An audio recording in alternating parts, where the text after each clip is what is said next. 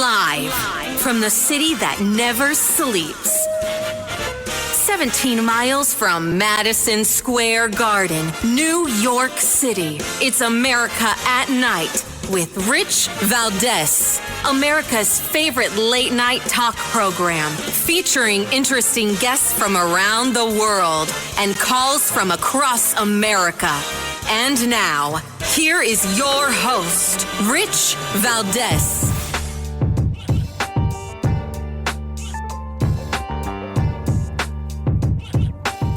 Hi there, good evening, and what's up, America? I am Rich Valdes, Valdes with an S, at Rich Valdes on all of the social media. Welcome to the Wednesday night edition of the program. We're live and national. Happy to be here. Our phone number, 833-482-5337, 833-4-Valdes. And today, some news was breaking. I was at a conference, a radio conference in New York City, and the guest speaker was the CEO of Newsmax Television, Chris Reni, and he was breaking headlines on there talking about a lawsuit that they filed against their competitor, Fox News. And the premise of it was basically that Fox was hamstringing their ability to be included in basic streaming packages through various streaming networks like Sling and some others, that basically Fox put these rules on these streaming companies saying if you're going to carry Newsmax, then you've got to also carry these three Fox channels like Fox Sports and some others. Very interesting, but basically Fox using all of their ability to compete with Newsmax by keeping them from being able to be offered on all of the platforms. Again, this is according to the lawsuit that they filed. So very interesting news there. Things are heating up, right? When you have conservative-leaning news outlets that are, not in agreement, and they are going at one another based on this premise, or at least, one going after the other. So I thought that was very interesting that you would see such a thing happen. Because, I understand it's dollars and cents at the end of the day for a lot of people. But, if there were a new radio show, I would not sue them, right? It's not my position to sue somebody because they're doing a radio show, let's say, in this time slot. So for me, I think it's, it's like, wow, I would think one would welcome the competition. It's kind of a part of life. But that doesn't seem to be the case right here. So we'll see how this lawsuit, unfolds. I'm not taking any particular side here, just giving you what I happen to know from what I happen to have seen today. And a couple other things that are going on in the media world. Of course, one of the headlines I'm looking at here, Putin inviting Zelensky to a meeting in Moscow. And this is an interesting development where it seems like we're making some progress there. Russian president earlier today claiming he's never refused any meetings with Ukrainian President Zelensky and invited him to come to Moscow. This was, again, reported by T.A.S, T-A-S-S, the Russian state media. Let me see here. Now, a little back and forth. Meanwhile, all these guys are all meeting each other lately. Everybody's trying to cut a deal with the next guy. And look, that's the name of the game in many ways. But good to see some progress being made there. Now, the other day we talked about Jerry Nadler. He, Democrat from Manhattan, not running for re-election. Well, now there's a short list of some potential people that will potentially fill his seat. And one of them, according to John Solomon's Just the News, Chelsea Clinton. Her name being privately mentioned as a potential candidate. She hasn't been even confirmed by saying she's interested in the race, but that's part of what's being reported in this piece on Just the News. And I think that's very interesting. Now, I can't imagine that, it's Nadler, it's Nadler's district. It's going to go to somebody who's as crazy as he is politically, I would love to be able to imagine a scenario where a MAGA person takes over, but I just don't see it happening there. It doesn't mean it can't. It's just not what I envision. And I'd love to be proven wrong on this stuff, because Lord knows we have enough communist sympathizers in New York City, not the least of which is Zoran Mamdani, right? The commie running for mayor of the city of New York. Now, I wanted to get into something today, a little bit different than we normally do. And again, thank you for bearing with me. I lost my voice over the weekend, so I'm just still getting it back and feel like I have a frog in my throat. But the issue of healthcare, right, is a big deal for me and for anybody, I think, because whether it's something simple or something complicated, healthcare is a part of each and every one of our everyday lives, right? Whether it's the prevention of chronic disease, going to the gym, working out, that type of thing, or separately, the handling of something of a family member or your own, chronic ailment or even episodic ailment. These are things people deal with, and there's no amount of knowing what happened in Capitol Hill and knowing what's going on in politics is going to help those things. But the information that we get from some of our guests that work in healthcare can at times be applied in those scenarios. So I think it's important for us to keep our finger on the pulse of what's going on, make sure we talk about things that are important to everybody and things that we kind of face on a daily basis. And that's why I want to do a little bit of healthcare tonight, because you and I, we deal with these things. A little while ago, I was having a conversation about something they call the sandwich generation, which are people that, are raising their own kids and then at the same time end up having to care for their parents. And I became a part of that sandwich generation in my 30s, which was kind of early for me, but I think, and for most in that sandwich generation, but that was around the time it happened, where I was taking care of little kids, my own, and an elderly, an elderly dad, and my mom who was ill. And it's a reality of life. Now, I know most people that I meet going through that, they deal with it later in their life, in their 50s and their 60s. But irrespective of when you go through those things, you've got to be prepared, right? You got to know what's going on. And I think sometimes it's a little bit difficult to navigate. So I want to talk about healthcare overall.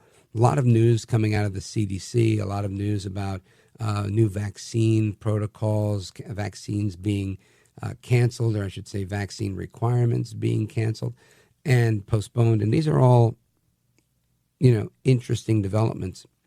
It's also important to note that the food we eat, the quality of that food, has a direct reaction to A, how healthy we're going to be, or how unhealthy we're going to be, and B, we have options. So I want to have some conversation in that vein this evening as well. Also want to get into what's going on with back to school, right? People are back to school. I know my kid went back to school today, and one of my buddies, who is a college professor, frequent on this program, Professor Nick Giordano, he always gives his students a United States citizenship exam at the beginning of every semester. And he teaches like a college freshman class. Interesting that many American citizens don't get many of the questions on the U.S. citizenship exam right. And that's interesting. So we're going to get some perspective on that. And I also want to get into this story. I saw a story in the Charlotte Observer. It says that in North Carolina, they're waiving where you went to school.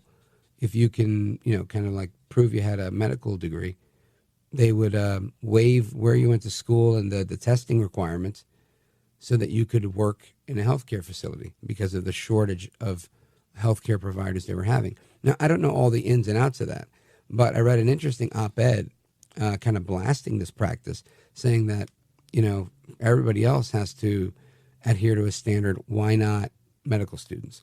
So I want to talk about that as well as, just general stuff on the idea of how we move forward with our health. So I want you to keep it locked right here. The phone number, of course, you want to give me a call, 833-482-5337, 833-4-VALDES. This is America at Night with Rich Valdes.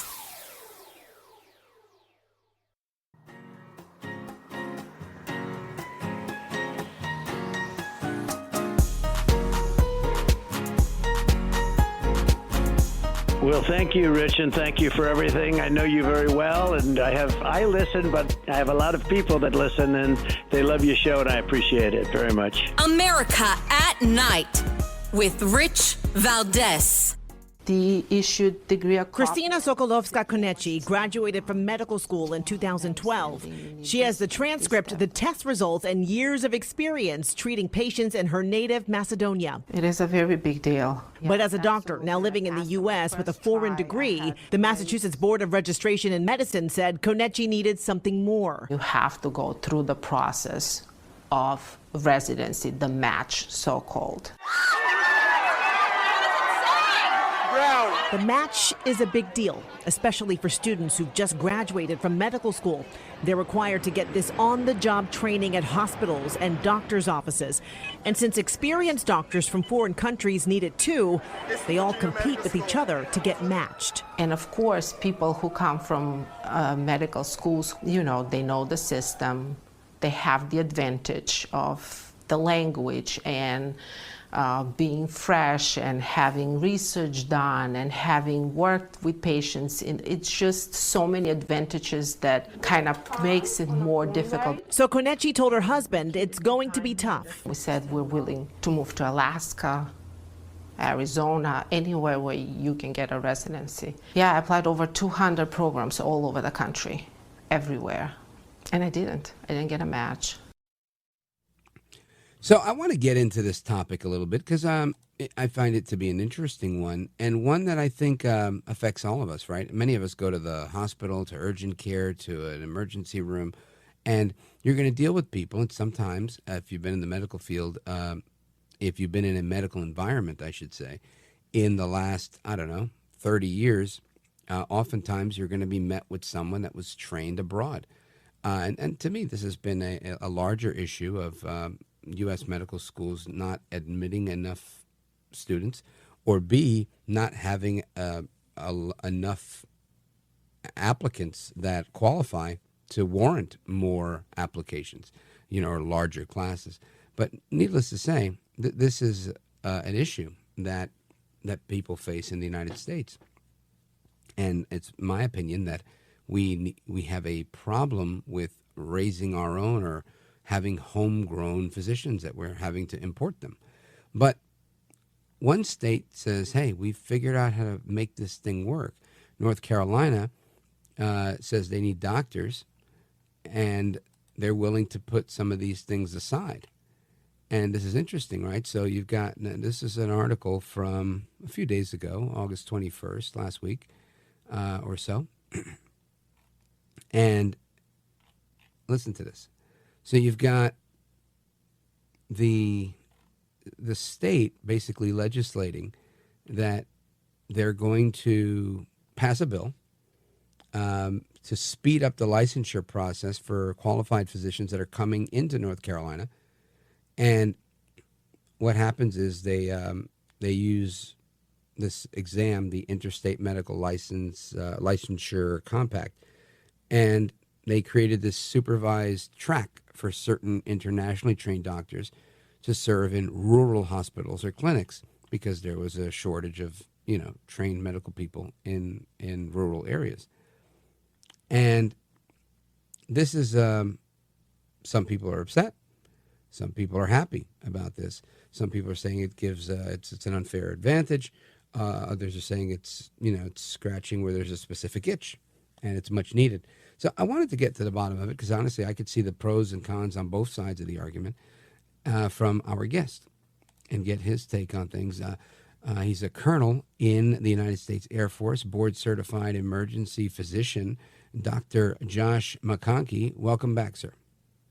Thank you very much, Rich. Appreciate you having me on the show again. You bet. So, Doc, tell us what you think. You just heard that audio clip and a couple of passages that I read from this article, that this is an ongoing thing in your business. Do you think we need to streamline this process to bring in more foreign doctors? Do you think we need to create more of our own homegrown doctors? Is the answer a combination thereof? Your thoughts? Absolutely. So it's more of a combination of both. So the intent behind that legislation was just to get physicians out to practice in more rural areas that have difficulty recruiting. Now, the way they chose to address that, I'm very concerned with. So it doesn't have as much to do with where they come from. For me, it's about standards. So when you lower standards, you have now set the new standard. And so what you're telling rural North Carolinians is that they don't matter as much, that their physicians don't have to meet the same standards. Certainly the residency requirements, I know, are difficult for a lot of people. I personally have practiced overseas. I have been that foreign medical doctor. I've practiced in Australia, in New Zealand. I have an Irish medical license as well.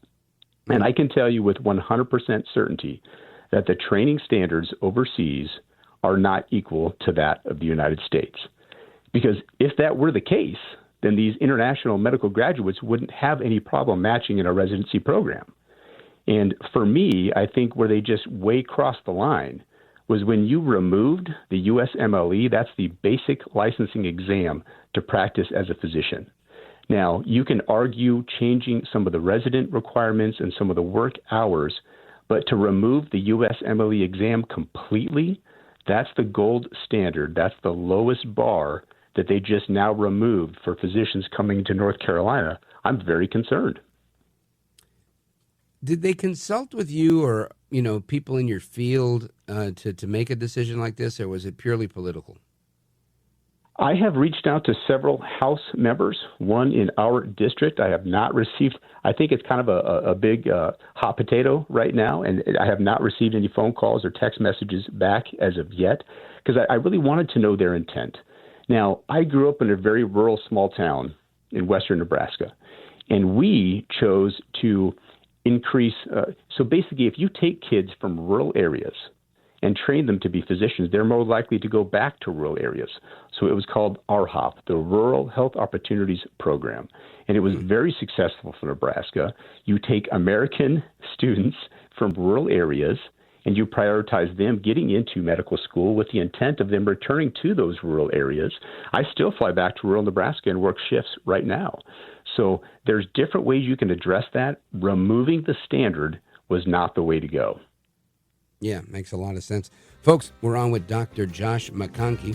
He is a medical doctor at Air Force Colonel, board-certified emergency room physician, and the author of The Weight Behind the Spear.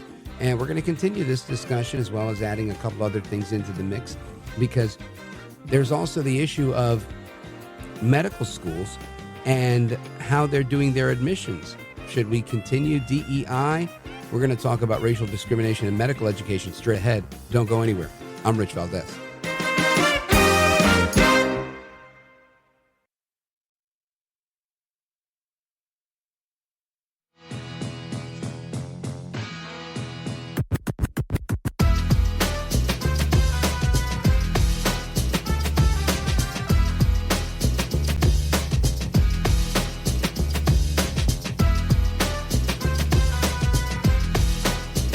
The best guests, the best opinions.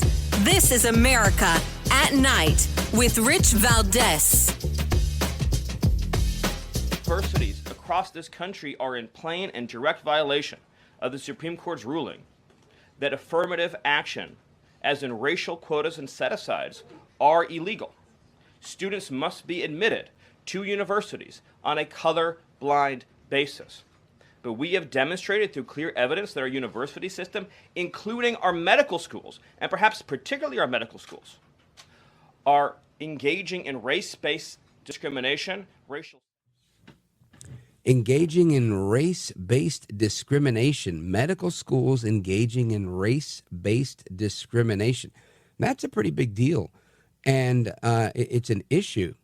And again, if college and universities want, taxpayer dollars to support their tuition, like the clip you just heard from Stephen Miller, then we probably want to lean away from race-based discrimination in college admissions. So I want to talk about that again with our guest, Dr. McConkey, who is a colonel in the United States Air Force. He's a board-certified emergency physician, and Dr. Josh McConkey is also the author of Be the Weight Behind the Spear. Doc, welcome back. Piggybacking on our previous conversation and adding this to the mix, do you see a benefit? I don't think, in my opinion, on any field, there is no benefit to being racially biased in admitting people. I think there's a benefit to seeing diversity in many ways, but it doesn't have to be ethnic diversity. I think it's more important to just have the diversity that is kind of organic when you find people that want to do a certain job. And I guess the thing that comes to mind most is if I'm, God forbid, injured, and I don't care if the room looks like the United Nations, with physicians that are qualified, as long as they do a good job, I don't care. But I don't know that seems to be the case when it comes to admissions, despite the Supreme Court's ruling. So, as a prior professor at Duke University, I was very blessed. I got to work with physicians from all across the country. We had several foreign medical graduates as well. Diversity is a good thing as long as the standards are being met. And I assure you, at Duke University, they met the standards. Now, when you lower those standards to meet quotas, you're actually removing other qualified people from those slots, and you're lowering that quality of care that people are expecting. And I said in that previous segment, when you lower the standards, you have now set the new standard. So I have seen foreign physicians myself for other medical conditions, and as long as they meet those same standards, it doesn't matter where you're from, but you can't move the standards down. We have an expectation, like pilots, physicians that make life and death decisions. I don't want them to be in that seat just because of the color of their skin. As long as they meet the standards, that's great. Right. And I think that's an important distinction. We don't want anybody there because of the color of their skin, nor do we want to keep you out because of the color of your skin. It's really, can you do the job or can you do it well? Amigos, we're on with Dr. Josh McConkey, Air Force Colonel, board-certified ER physician, and the author of The Weight Behind the Spear.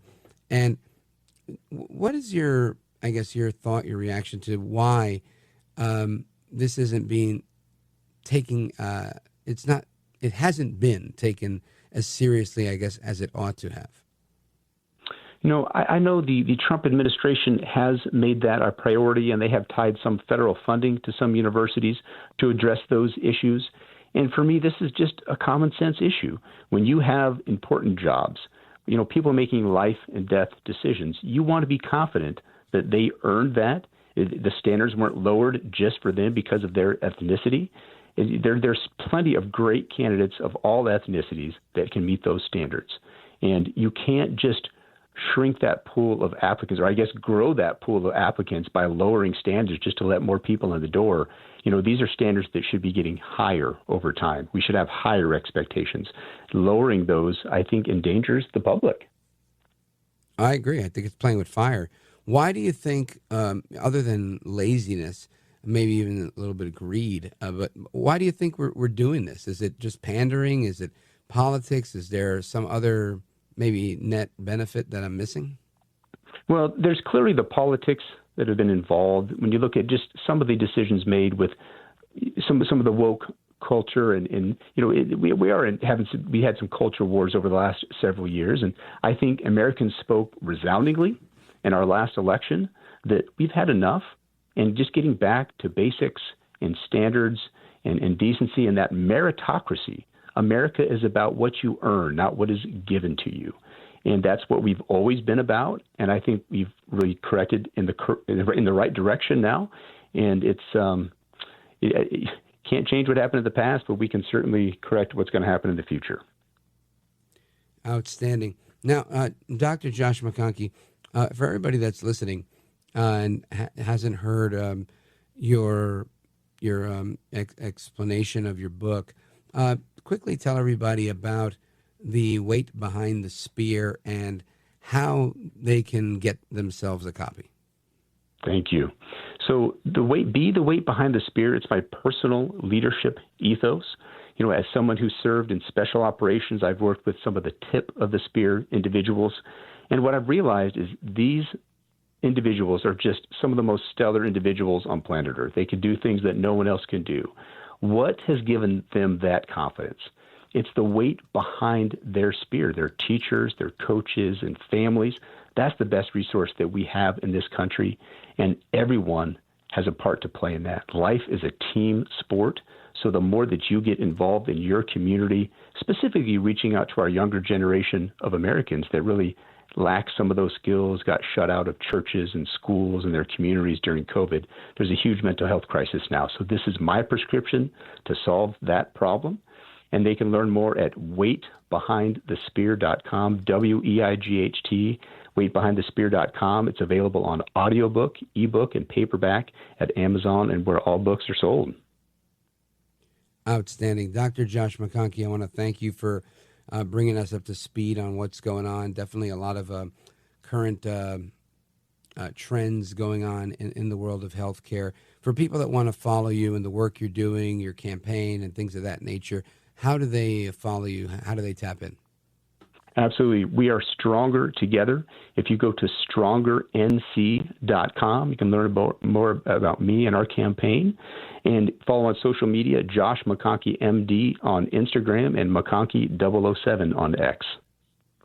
Outstanding. Sir, you are a gentleman, a scholar, and a patriot. I want to thank you for being with us tonight. Godspeed in your campaign for Lieutenant Governor and everything else that you're involved in. And I hope to talk to you soon.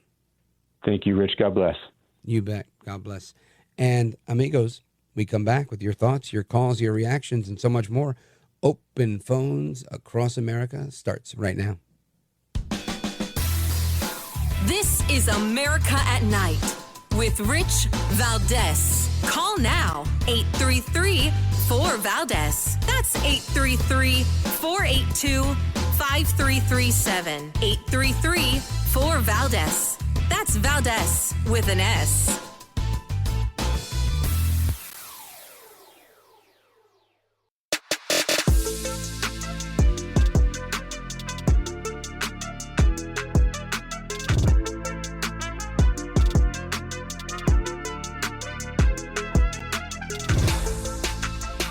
After the guest leaves every night and we're doing open phones, kind of at the heartbeat of America, and you sit there in this radio studio and suddenly you hear voices. Mobile, Dallas, New York, Miami.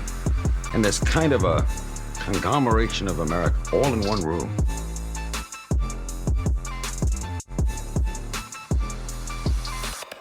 Conflict is brewing in the right-wing media sphere, with Newsmax accusing Fox News of stifling competition. Its lawsuit claims that Fox coerces distributors to keep other right-wing networks off the air. Newsmax founder Christopher Ruddy says the lawsuit is about restoring fairness to the market. Fox says Newsmax is chasing headlines to make up for a lack of viewers. So that's a report on what's going on between Fox and Newsmax. And again, this is interesting, right? Newsmax is suing Fox News, accusing it of cornering the market on conservative streaming. And the folks at Newsmax are also alleging that they, let me see here, they've long engaged in an exclusionary scheme to increase and maintain their dominance in the market, resulting in the suppression of competition in those particular streaming markets, as well as the cable market. And this obviously harms the consumers, and it harms competition, and ultimately harms Newsmax. And they went on to say Fox leverages their market size and their power to coerce distributors into not carrying or into marginalizing other right-leaning news channels, including Newsmax. So in a statement to The Hill, Fox News responded saying, Newsmax cannot sue their way out of their own competitive failures and in the marketplace to chase headlines simply because they can't attract viewers. Newsmax, of course, responding to that and making it clear that if Fox was playing by the news, they wouldn't even be having this argument. So don't know what's going on here, but it does seem to me, at least from the outside looking in, that there's something to this, right? Because if there's nothing to it, the first thing you'd say is, oh, there's nothing to that. Keep it moving. Nothing to see here. But that's not what they're saying, right? So very, very interesting, right? Because, I think most of us think, oh, there's competition amongst these companies, but, it ends there. Whoever's got the better show, may the best man win type of thing. But when Newsmax, claps back, saying if Newsmax was such a ratings failure, why has Fox spent so much time, energy, and resources to suppress us, block us, and denigrate us? The answer is so obvious. Also note that Fox is not, again, refuting any of the allegations from Newsmax, just making their own against them. So don't know where that puts you, but I know that it puts me in a position where I say, this is something I want to consider with an open mind. And more than anything, I love the fact that there's some dialogue and there's some competition. Shows me that the market is growing, that there's an audience base that's growing. And, if you listen to some of the critics out there, they'll tell you that, nothing's growing and everything's, on the downside, on the downswing, on the downturn. Couldn't be further from the truth, right? So anyway, just that's a little bit on Newsmax and Fox News from today's breaking news. And again, that news was broken at a conference I was at where Chris Ruddy just happened to be there, who was one of these speakers actually. And rather than doing a traditional type of scenario, if you will, decided to really put this news out there. And I thought this was a good way to broach it to the public. And effective, right? Effective in getting the message out into a room filled of people in the news talk radio world. So that's that. And I got to say, from the outside looking in, I don't think it's a horrible problem to have when you hear about people getting very aggressive in their competition. Competition, I think, is a good thing. Everybody grows from it inevitably. So that's that on that one. Now, I also want to get into a couple of other items here. Let me see. Stand by. Oh, this was a good one. So, listen to this. So you've got Stephen Colbert. He's on the Late Show, or his show that he does. And when he talks about something we talked about last night about President Trump, saying, "Oh, I didn't even know they were saying I was dead," and whatever. He talks about this with his audience, and when Stephen Colbert tells his audience that Trump is very much alive, their reaction is really priceless. I want you to listen to this one. Stephen Colbert on The Late Show last night. Check this out.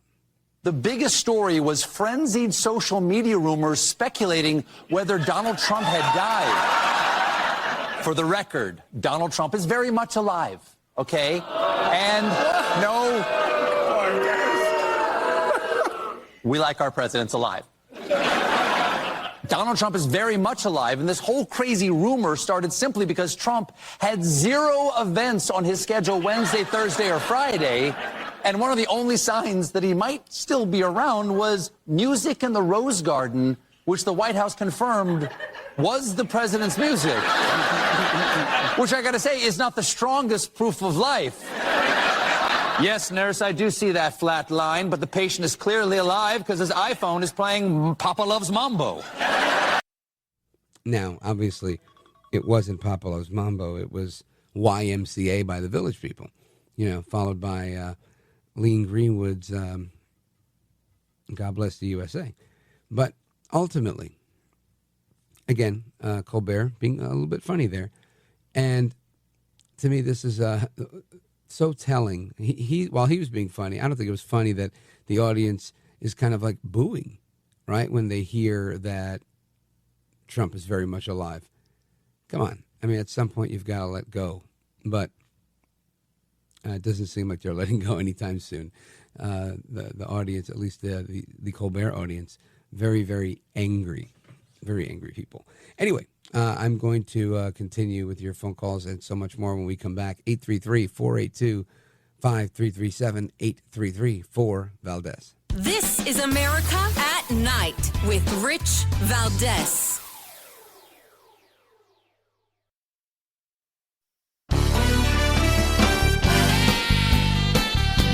I'm not a Republican, but I listen to you because you speak moderately and reasonably and softly and decently, and I really appreciate that. America at Night with Rich Valdes. All right, amigos, welcome back. We continue with the conversation. And similarly, more talk about Trump, right? Yesterday was the big day of people talking about Trump, his life, his death, all these things that are not even on the table, right? After Trump debunking them all, showing up and having a big post-Labor Day press conference, Jimmy Kimmel couldn't help himself last night, making his comments about Trump's life, saying he's sucking the life out of us and he's going to do it forever. Listen to this. Watch this, because who's the only one smiling in that group? That's right. Good old JD. He hears the words Trump dead, he lights up like a Christmas tree. Everyone gets all worked up. Here's the thing. Donald Trump will never die. Forget it. He's like Dracula. He's going to keep sucking the life out of us forever. There will be no more trans in Transylvania when he is done. There'll be no more transit. I thought that was funny. I'm laughing right now. Anyway, listen, this is one of those jokes that most of MAGA will be like, Trump's not dying? Great, right? I mean, I think so many of us are so supportive of what President Trump is doing. Matter of fact, I was having a conversation earlier with my 19-year-old daughter. We were having a conversation about what President Trump is doing in D.C. and how you've got residents in Chicago out there saying, hey, do it here too. Do it here too. And it's amazing. I remember having a similar conversation when this was the case in Camden, New Jersey, years ago.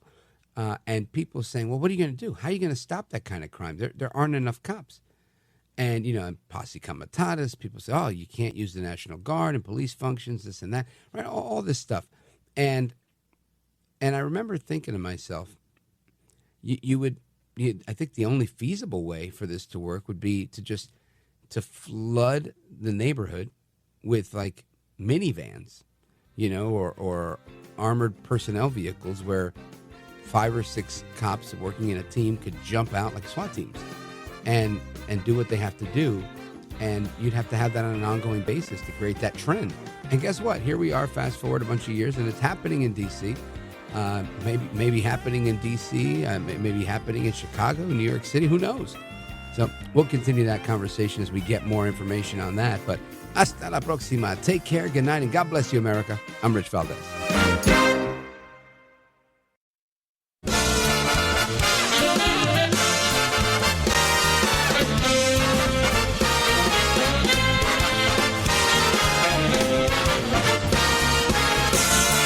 Live from the city that never sleeps. 17 miles from Madison Square Garden, New York City. It's America at Night with Rich Valdes, America's favorite late night talk program, featuring interesting guests from around the world and calls from across America. And now, here is your host, Rich Valdes.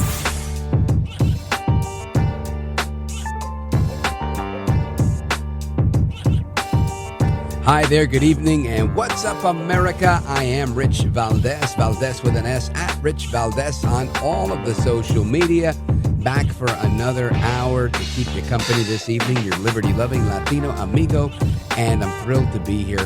I want to get into a few things tonight, and of course, if you want to join us on our late-night national town hall conversation, feel free to give me a call, 833-482-5337, 833-4-VALDES. And check this out. I was in New York City today. I spent the whole day there, and like from early. I'm in New York City most days, right? But I spent the morning there. And the importance of that is I was at this conference, the Barrett News Media Summit. Lots of really good people there. The CEO of Newsmax, Chris Ruddy, shout out to Chris Ruddy. And a number of really good programmers and radio talent and just everybody from this industry, this talk radio industry, from all, parts far and wide across the country. And I heard this story just moments ago about a child that was allowed to operate a New York City subway train. Now, I say allowed to because there is an adult giving him clear instruction in this video. And this, I got to say, joyriding in New York City, people have done with cars, people do it with motorcycles, they do it with a lot of things. I have not, in my lifetime, I can't remember a time where joyriding in a New York City subway cart, this is a first for me. Listen to this. The MTA is investigating some video that is circulating online appearing to show minors operating a subway train in Queens. It's raising a lot of questions. Dave Carlin reports from Richmond Hill. Video posted to social media appears to show a young boy operating a train while receiving instructions from a transit employee. We are blurring the faces of those in the video because no one has been charged with a crime. An adult male off camera can be heard instructing the minor. Go. The man's relationship to the minor and to another one in a safety vest is not confirmed by the MTA. The second minor appears to be at the controls in this section of the video. Many subway riders in Richmond Hill, Queens, describe the video as alarming. Oh no, that's bad. That's completely bad. That's irresponsible. I don't want to see a kid that young driving the train like that. People we talked to said there is no excuse, even if it was the beginning of a shift or the end of a shift, and there were no riders on the train. The investigation is still underway. The head of the MTA, John O'Lieber, did not talk about the specifics of the case, but spoke to reporters Wednesday in more general terms. Somebody who lets people who are not qualified and certified and fully trained to drive a train ought to be fired. That's So somebody who is allowing this to happen ought to be fired. Yeah, I agree with that. This is like, I would say, borderline criminal behavior, right? Now, I'm sure that guy will turn around and say, no, you know what? I'm trying to help out the community. I want these kids to see themselves as future conductors. And the only way to do that is to, let them enjoy the wheel for a minute. That's great if that's your car and that's your kid and he's 14 or 12 and you're like, hey, go park it for me, kid. Or, you're going to go for your permit in a year or two, so might as well get some practice in. But not when there's passengers on it, not when it's a New York City subway. I think that's just, I don't know, call me crazy, but it seems like a stretch to me. But this is the case, right? This is, there's a couple of clips that are posted to various social media showing a particular subway operator allowing children to operate this train in broad daylight. And this is, like I said, it's a first for me. And it's got, you heard the reaction from the locals. They came out and they just interviewed people and said, hey, what do you think of this? And I, for one, can tell you, I'm shocked, right? I rarely get shocked, but this is one of those shocking things. I mean, come on. I never even thought of doing that as a kid.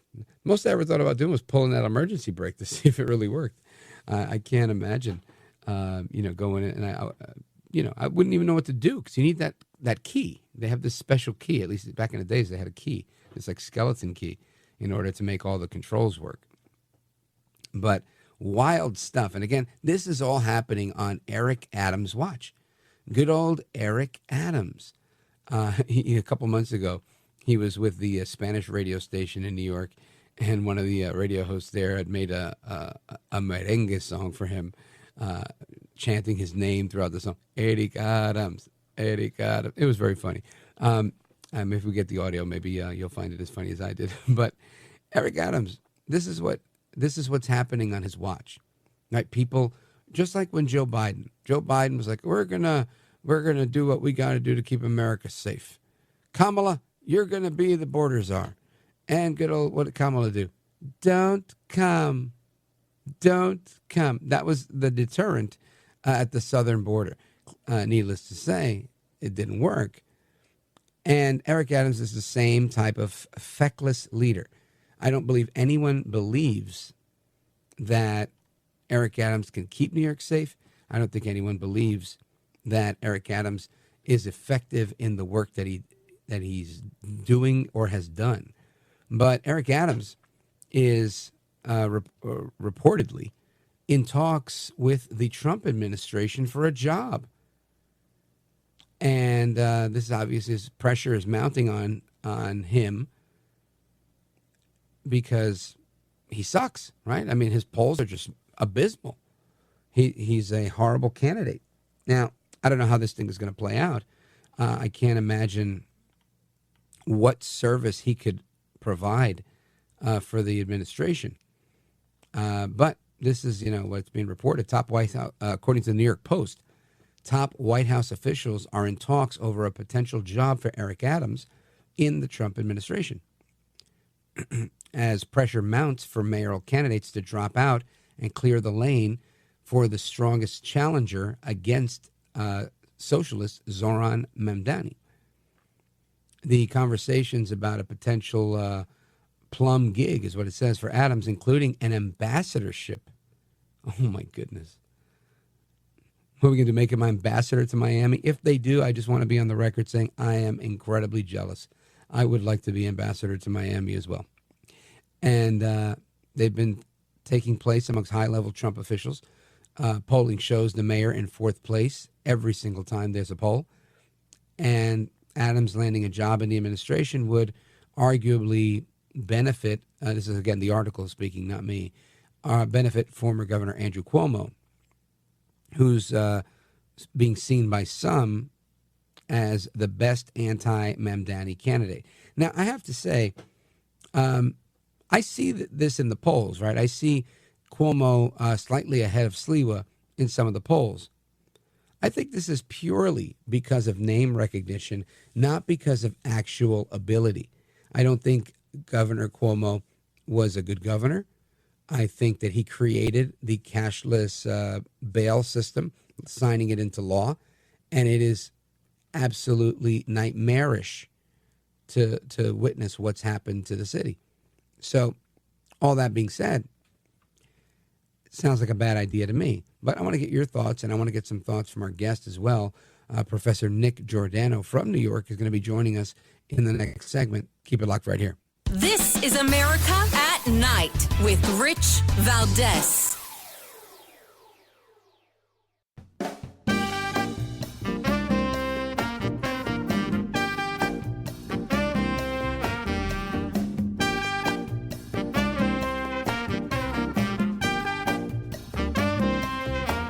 By the way, your ratings are up. Congratulations. I had somebody. It's always nice to check.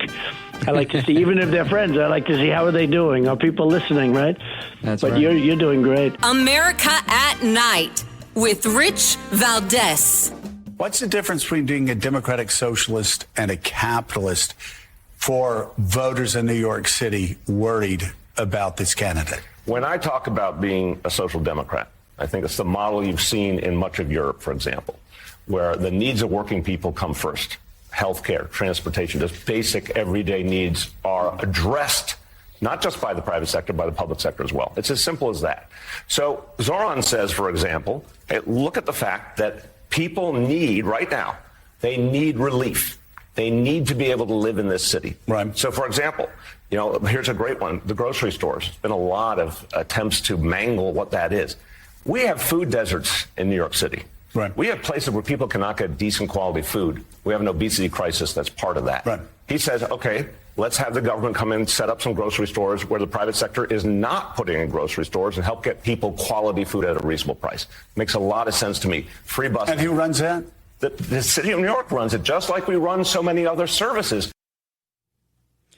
Oh, I honestly almost I was about to stop that clip. It was irking me so badly. The city of New York is going to run it the way we've run so many other services. What services are you running, sir? The MTA with little kids driving the train?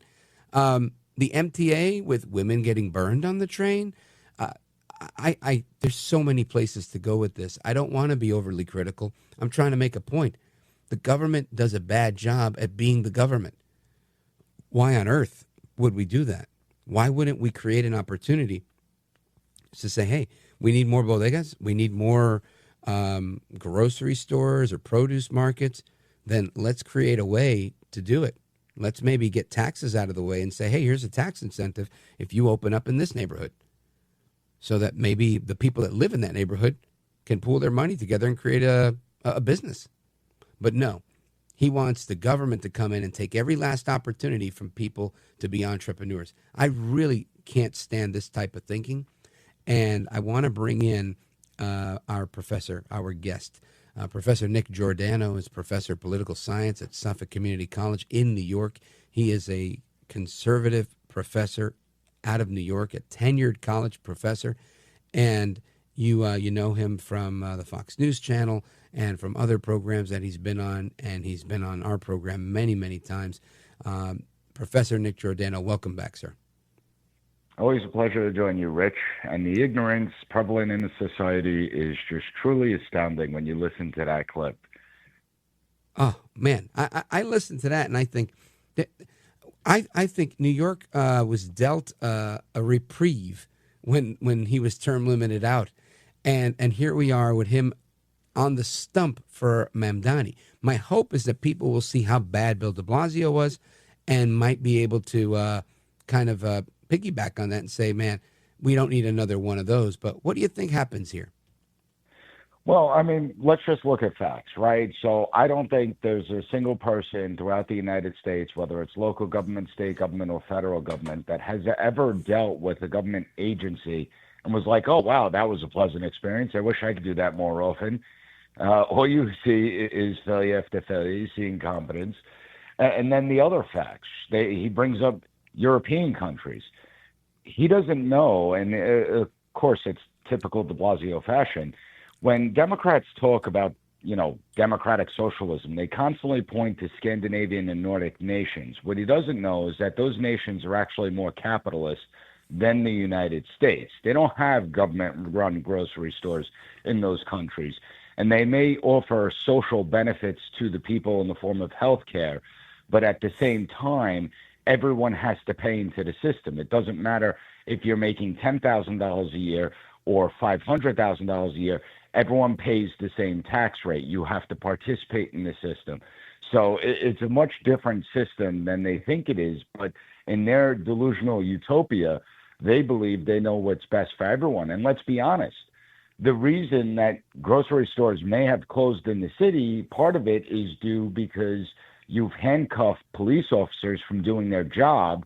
Crime has risen so much. Looting has risen so much in the city area, where now stores either say it's not worth it, we need to close down, or they're locking everything behind the counter and you have to get a store clerk to bring you out what goods you want to buy. So it's the failure that has existed in New York City for quite some time.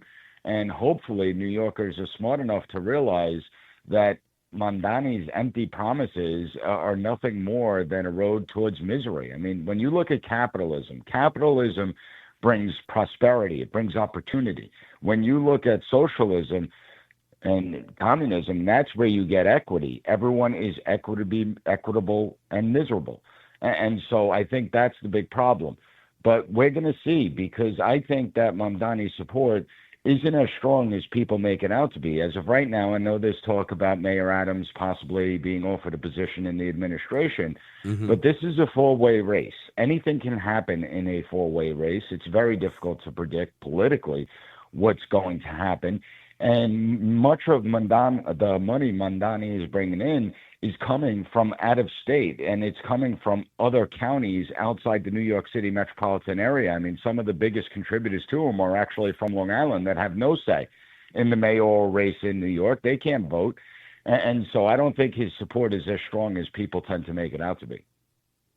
Let's talk about that a little bit, and then we'll talk about Adams.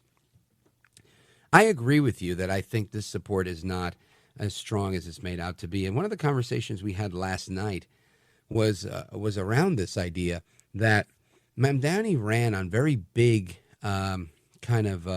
populist platitudes about making New York City more affordable, on addressing certain issues, and not really zeroing in on how he would do it until after the primary. Right? It wasn't until after the primary that he started saying he was going to defund the police, echoing those sentiments, or even trying to backtrack from them during that shooting, but then going quickly back to them, talking about $65 million that he wants to use towards helping kids get transgender surgery. There was a couple other just really egregious positions that he's taken that I think people didn't realize how radical he really is. And that being said, people looking at him now, I feel like they're going to say, all right, I'm all in. I love this guy, but not all of them, right? I think there's a good amount of people that are going to say, you know what, that's way beyond the pale. It's not what I was envisioning. I thought you were a breath of fresh air. Instead, you want government-run businesses. You want to legalize prostitution, and I think it's just not going to work. So those are some of the reasons I think Mamdani is kind of being overestimated. What's your take on that? Well, I think that's something that really everyone should be pouncing on, is the fact that he's a fraud. And it has nothing to do with politics. It's the fact that he comes from a wealthy family, a family that was afforded the opportunity of America and has succeeded, has thrived in the United States. And yet here's someone that's claiming that he wants to help people out with affordability, yet he's living in a rent-controlled apartment that could be given to someone that has a lot less money than he does. And so you see these glaring examples of hypocrisy. I mean, it reminds me of Bernie Sanders with his 3 homes as he's railing against, it used to be millionaires, now it's billionaires. And this is what the left always does. They try and demonize people, and yet the fraud that they're committing among the American people is so obvious, and people need to call them out on that.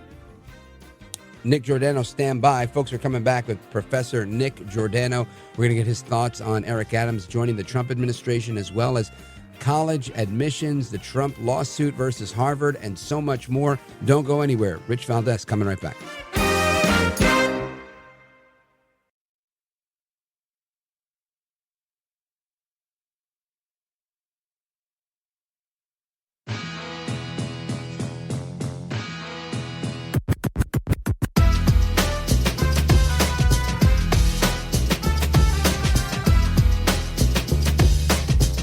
Look at Rich Valdes. He's now a radio host, and he's a great radio host. America at Night with Rich Valdes. Austin has now ruled that the Trump administration's move to freeze about $2.2 billion worth of grants headed to Harvard University, saying that it was illegal.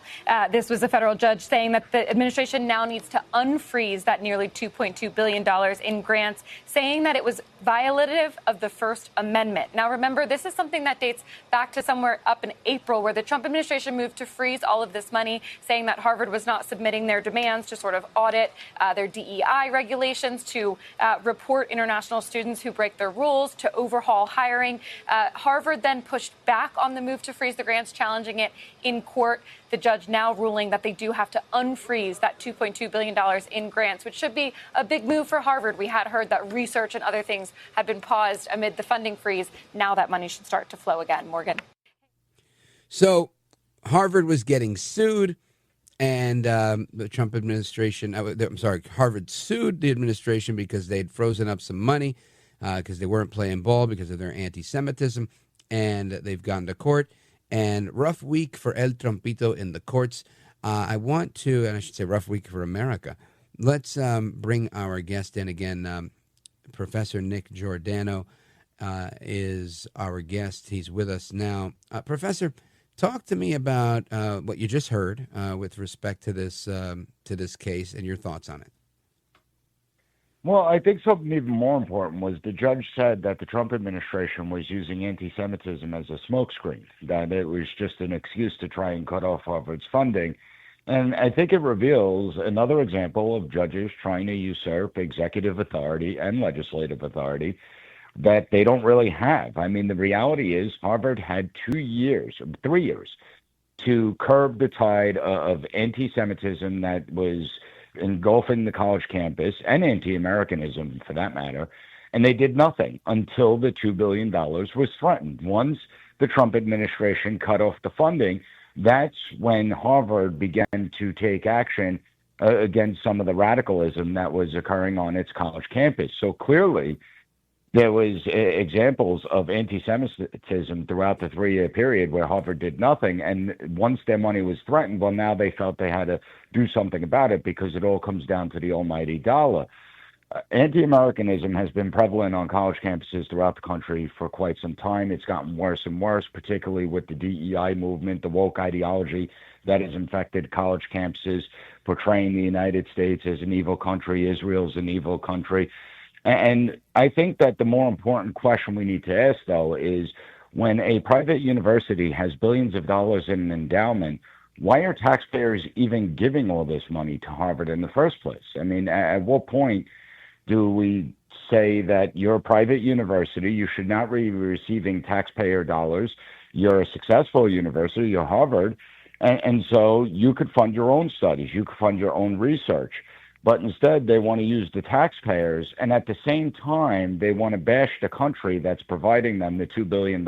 It's really ludicrous if you think about it. Listen, I'm with you. Do you think that there's another, I guess, an appeal or another leg to this case, or does this end here? No, I think it will be appealed, and I think it will continue to filter its way up, and ultimately it will get before the Supreme Court. And it's time that we attach strings to the grant funding. And I'm not talking about the strings within research or anything like that. But if you're allowing anti-Americanism or anti-Semitism to run rampant on your campus, American taxpayers shouldn't be responsible for funding it. Yes, there is the idea of freedom of speech. But at the same time, when you relegate conservatives to, speech safety zones all the way on the other side of campus, but you allow people to assault Jewish students or harass people or disrupt classrooms and you do nothing about it, it tells you where the world of academia is, and I think it's disgraceful. That's why higher education has done an enormous reputational damage over the last several years. It's why trust in the campus community, higher education, is at all-time low. Only 36% of Americans have faith in higher education, and it's because what they see taking place, that students aren't learning, and instead it's all about ideology and indoctrination as opposed to actual education. So people are waking up to that, and I think that there needs to be a reckoning in higher education to correct the far-left tilt that it's taken over the course of the last 3 decades. Yeah, really well put. Nick Giordano, Professor Nick Giordano, I want to get your take on something I want to circle back to, which was we talked about the reports of Eric Adams potentially taking a role in the Trump administration. And my question to you as a professor of political science is my disdain for Eric Adams' job performance is pretty high.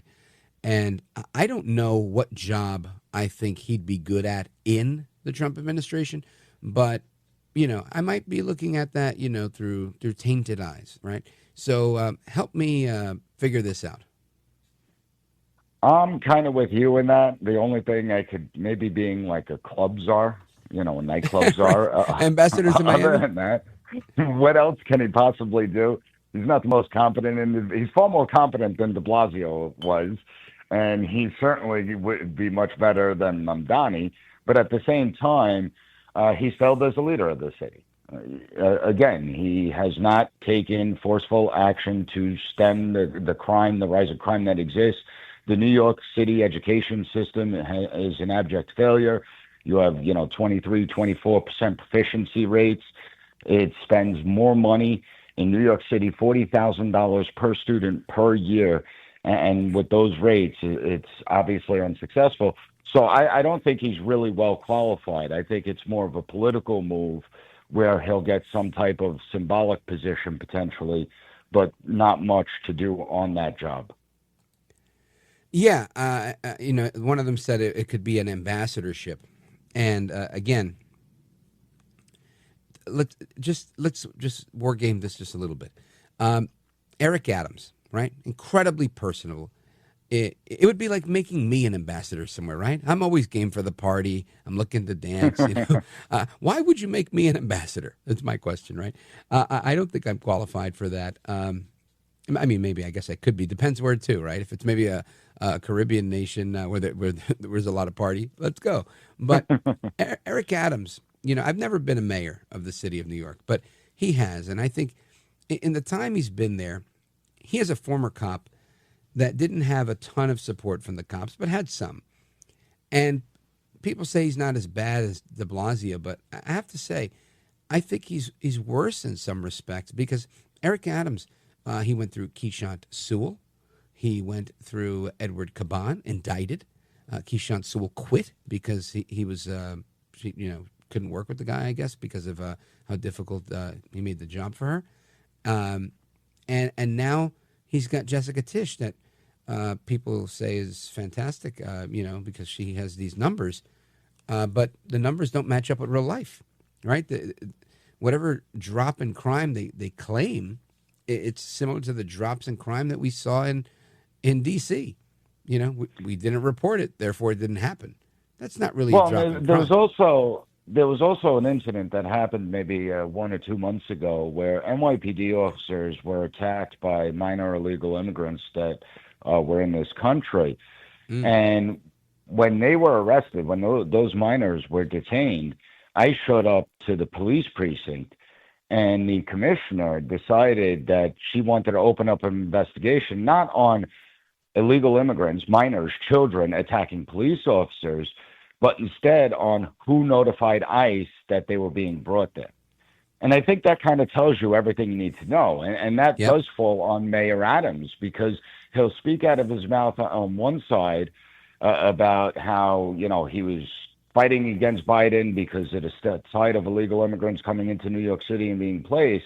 And yet at the same time, he'd allow it to take place. And his administration, because let's face it, the police commissioner is part of his administration. Well, if you're going to sit there and say, well, we're not going to coordinate with ICE, we're going to remain a sanctuary city, do you really care about law and order?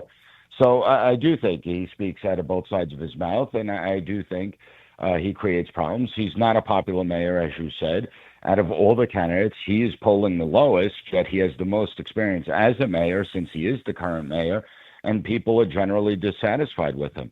I don't think, he's qualified to do much. He could collect his NYPD pension, and I think he let the police department down. I think that there were many police officers, personally, people I know, that said, all right, he may be a Democrat, but he's a cop. He understands the job. He's walked the beats, so he knows what we go through, and he let them down. And I think that's the biggest thing. Yeah, I agree with that, 10,000%. I think that's really it. We kind of expected more, and we got less, and I think that's horrible. So anyway, my admonition to El Trumpito Donaldus Magnus, please think twice, even if it's ambassador to, whatever country likes to have a good time. Unless, is there like a deputy ambassador? Can I be the deputy ambassador and stay on the radio? If that's so, then I'm going to go work with Eric Adams. No, then you'll just be a diplomat. Yeah, but the real question, though, is what is the Trump administration's end goal? Because there's speculation that they're not just trying to get Adams at the race, they're also trying to get Sliwa at a race, too, because they feel that Cuomo might be the only one that could take on Mamdani.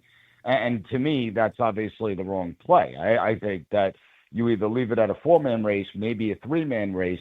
Adam's support, I don't believe, would go to someone like a Cuomo or a Mondani. I think as a political scientist, it's more likely to go to Sliwa.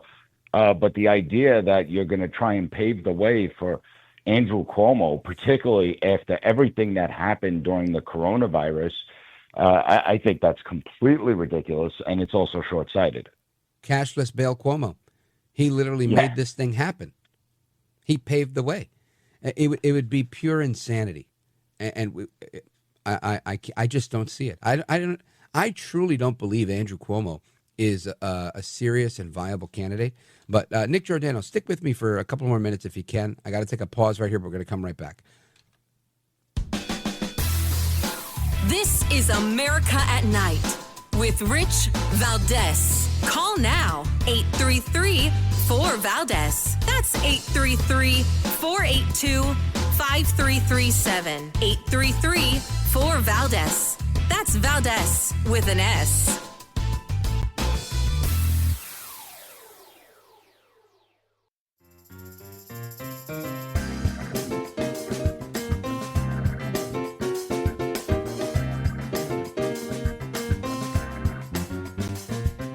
Call now, 833-4-VALDES. That's 833-482-5337. 833-4-VALDES. That's Valdes with an S.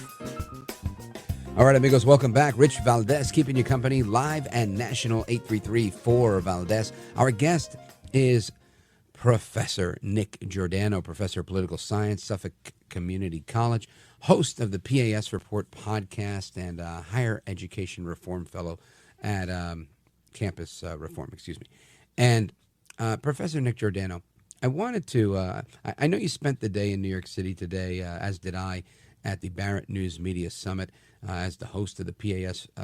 Report podcast. What was your initial take on, what you took in? Of course, a lot of great colleagues. I just want to give a couple of quick shout-outs. I got to see a few of my good friends today. JT, John Tobacco, Newsmax was there. Chris Ruddy, shout out to Chris Ruddy from Newsmax. He was there as well. Of course, Jason Barrett. Some of our executives at Westwood One, Stuart Greenblatt, Laura Martinez. It was really good to see a lot of people today. Sid Rosenberg, WABC, from my old stomping grounds. And really just a lot of good people. Well, how was it for you, Professor?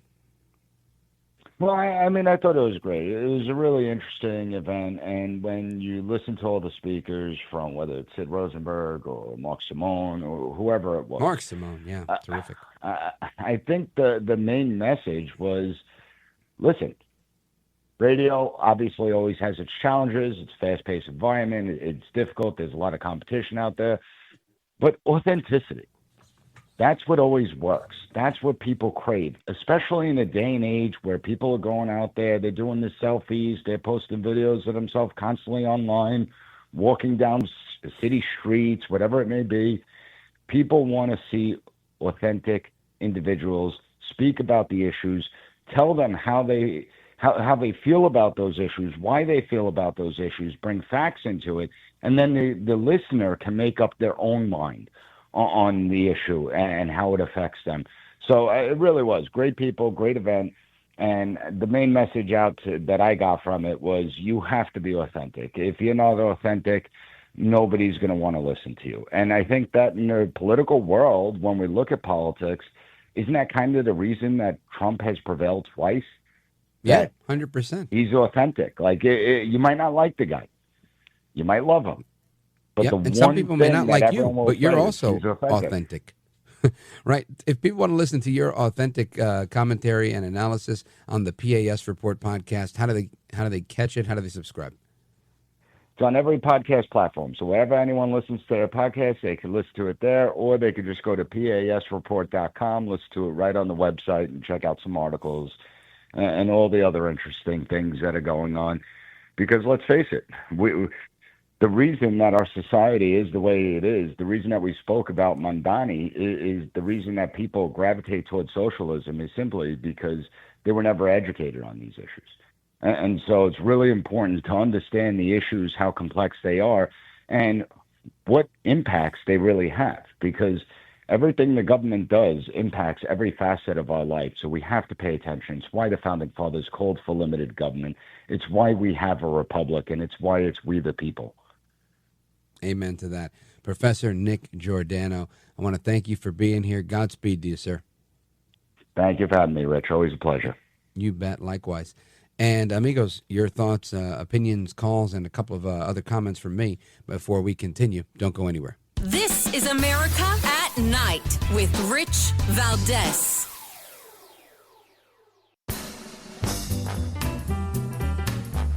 All right, amigos, welcome back. And I want to continue our late night national town hall conversation. And there's a lot that I want to get into. I want to continue our discussion on healthcare. I mean, every day it seems like there's a new development coming out about vaccines, becoming less popular, becoming less mandated. You've got every day a new company, or it seems to me like the Secretary of Health and Human Services, Bobby Kennedy, RFK Jr., makes a new announcement every couple of days about a new company that's no longer using food dyes or, no longer, doing this or doing that. And I think these are all very positive things towards the general health of all Americans. And that's what you want, right? I think ideally you want people that are going to be very proactive, very effective. I'm going to use the word assertive in their approach to doing their job. And I think we're seeing that in this administration, people that are really going above and beyond to make sure they do their job and they do it really well. And that's a good end result for all Americans. And in an exchange outside of healthcare, but about their job, President Trump had an exchange today with a reporter, cut number 2 on my cut list. And the reporter basically tells President Trump, look, you talk a lot, but you're not doing anything. Listen to Trump's response. You've expressed many times your frustration and disappointment with Putin, but there's no action since you took your office. Don't you worry that... How do you know there's no action? But don't you worry... Wait. What actions did you take? I'm with Polish radio. Okay. How do you know there's no action? Would you say that putting secondary sanctions on India, the largest purchaser outside of China, they're almost equal, would you say there was no action? That cost hundreds of billions of dollars to Russia. You call that no action? And I haven't done phase 2 yet or phase 3. But when you say there's no action, I think you ought to get yourself a new job, because if you remember 2 weeks ago I said, if India buys, India's got big problems, and that's what happened. So don't tell me about that. Don't tell me. I love it when Trump calls him out. You got to love that. And we need more of that. So I wanted you to hear that one. And I want to talk about food dyes. I want to talk about making our food supply safer and healthier, and what steps we're taking, what steps have been taken, and of course your thoughts, your calls, your opinions. Open phones across America, 833-482-5337, 833-4-Valdes. Looking forward to speaking with each and every one of you as we do this show live and national every night. And of course, I pause here, but we come back. Don't go anywhere, folks. I'm Rich Valdes.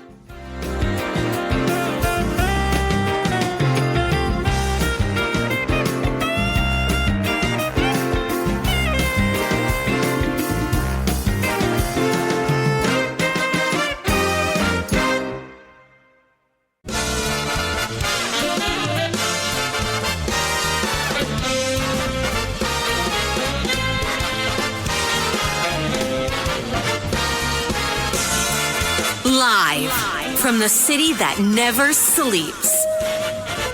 17 miles from Madison Square Garden, New York City. It's America at Night with Rich Valdes, America's favorite late night talk program, featuring interesting guests from around the world and calls from across America. And now, here is your host, Rich Valdes.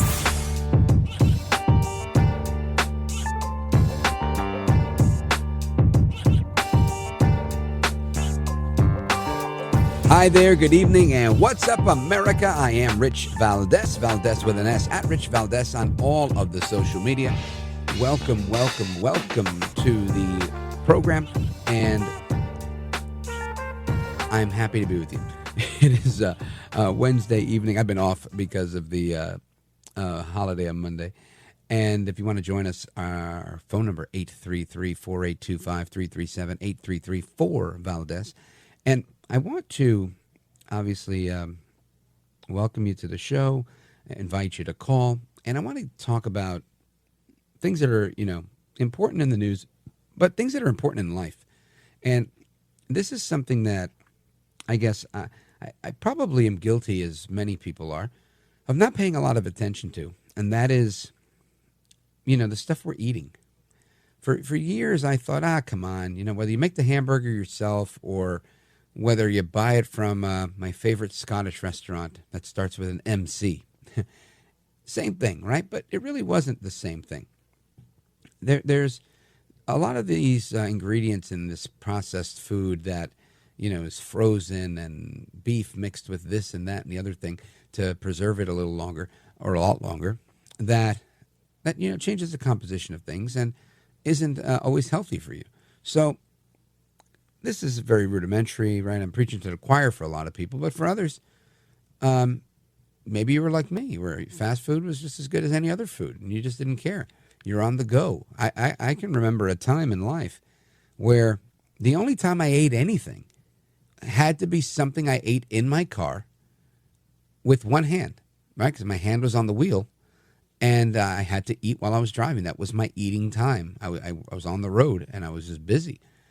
And you develop terrible habits, and at one point I was like, I can't eat burgers forever. So I switched to like wraps.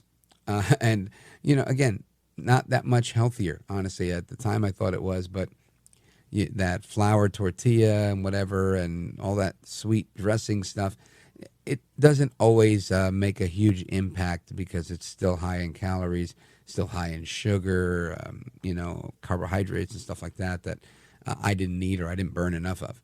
So I bring all of that up to say these are things that, came to my attention by way of I had a big wake-up call in 2017 with my health doctor telling me, you're not as healthy as you think you are. You're overweight and you need to lose weight. And at the time I was 270 pounds or 269. And at 5'8", a little bit rotund. So it didn't bother me, but the doctor said it wasn't healthy. So I started working on that and went on to lose a bunch of weight over the years. So here we are, I don't know, whatever many years that is, 7 years later, right? 8 years later. And I think I've maintained my weight below 200 pounds, above 185, somewhere between 185 and 195 for the most part.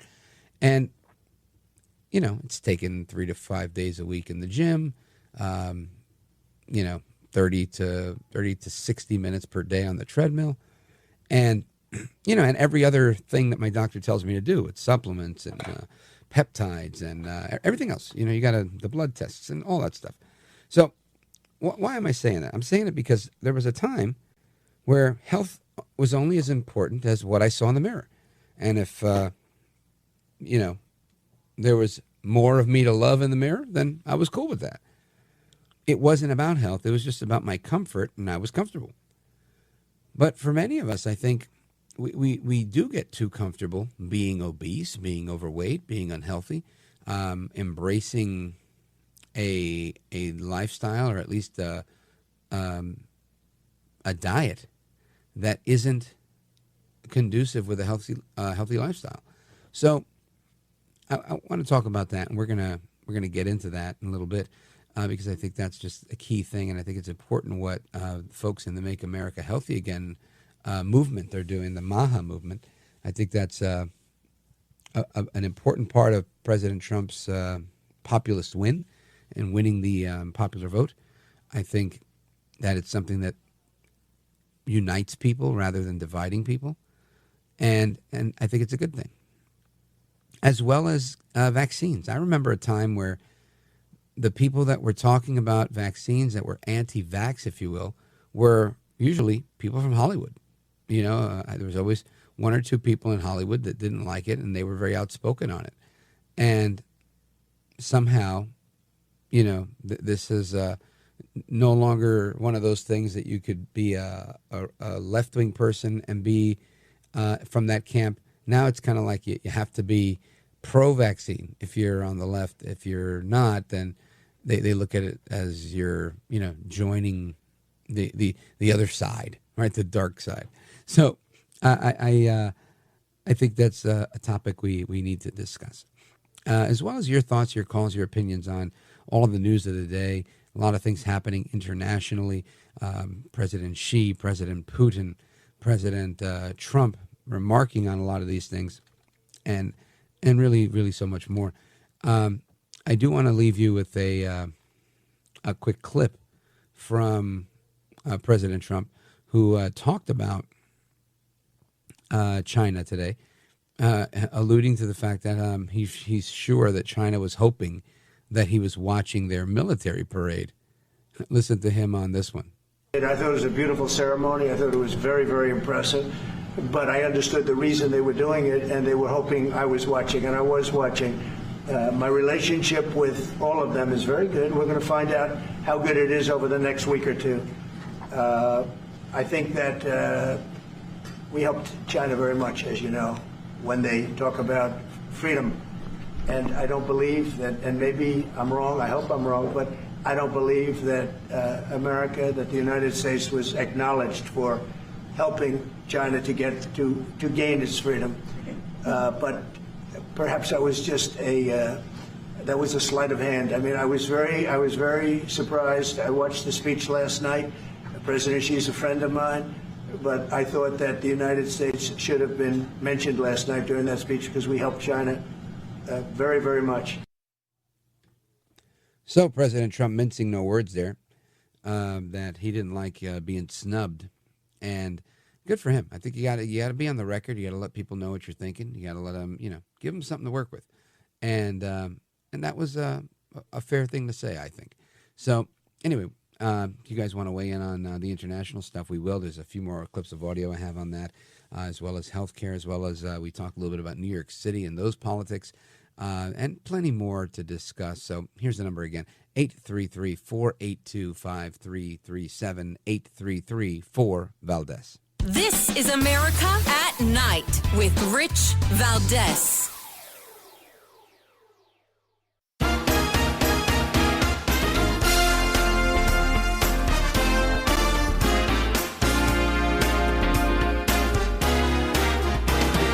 I want to listen to you, Rich, all the time. America at Night with Rich Valdes.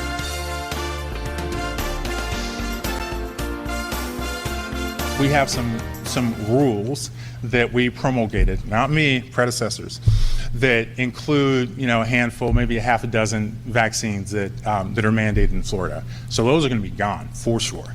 On Wednesday, Florida Surgeon General Joseph Ladapo said he plans to work with lawmakers to repeal vaccine requirements. Who am I as a man standing here now to tell you what you should put in your body? Governor Ron DeSantis supports the idea. I think about something like, a newborn baby. Do they need that hepatitis shot? It's like, what's the rationale for it? According to the Centers for Disease Control, by 2030, measles vaccinations could save nearly 19 million lives, and hepatitis B vaccination could save 14 million. The CDC estimates childhood vaccines prevent about 4 million deaths worldwide each year. So that's the report from Joseph Ladapo. He's the Florida Surgeon General. And this is, again, following what's happening at the federal level, where there's a lot less of an emphasis on vaccines. Now, this is making some people very upset, right? There are others out there, like Dr. Paul Offit, and he's the head of the Vaccine Education Center that at CHOP, at the Children's Hospital of Philadelphia. He's warning that we can no longer trust the CDC because of RFK Jr., our Health and Human Services Secretary. So I want to get into this because I think it's important to get rid of the food that's no good. I think it's also important to obviously do the right thing. And to do that, I want to bring in our guest, Dr. Reni Moon. She's a pediatrician, a former professor of medicine, who is no longer in that capacity because she exposed the effects of COVID, in particular the vaccine and its effects on children. Dr. Reni Moon, welcome. Thank you. Thanks for having me on. My pleasure. Now, Secretary Kennedy has made a lot of moves that some say are insignificant, others say are a really positive step in the right direction with respect to mandating vaccines, removing them from certain schedules that the federal government keeps. And this has been met with some criticism, in particular from the who I just mentioned, the aforementioned Dr. Paul Offit, director of the Vaccine Education Center at Children's Hospital of Philadelphia. I want you to hear a quick clip that we have of him and his critique of the Kennedy administration. Listen to this clip. Joining us now is Dr. Paul Offit, the director of the Vaccine Education at the Children's Hospital of Philadelphia. Doctor, we just heard the former immunization chief at the CDC say, quote, he only sees harm coming. And I'm wondering, do you think that's hyperbolic? Do you think that's an exaggeration? Or do you agree with that assessment? I agree completely. I mean, look what's happened just over the past year. We've had the biggest measles epidemic we've had in 33 years. We had 2 children die of measles, which we haven't seen since 2003. We have 266 children die of influenza. We haven't seen numbers that big since 2009, the swine flu pandemic. And we've had 10 babies die from whooping cough. The previous year, we had 2 babies die from whooping cough, and this year isn't over yet. This is getting worse and worse, and I imagine next year will only be worse because we have a Secretary of Health and Human Services who is a virulent anti-vaccine activist and science denialist. Why would we ever imagine this is going to be getting better? So, Dr. Moon, you heard Dr. Offit's comments there. Do you agree? Do you think this is hyperbolic? Is he on the money? Your thoughts? Well, I think he's fear-mongering, and I don't like it. I have practiced pediatric medicine for over 25 years. Mm-hmm. We trusted this man. We, meaning the medical community, and more importantly, parents, trusted this man. We trusted CDC.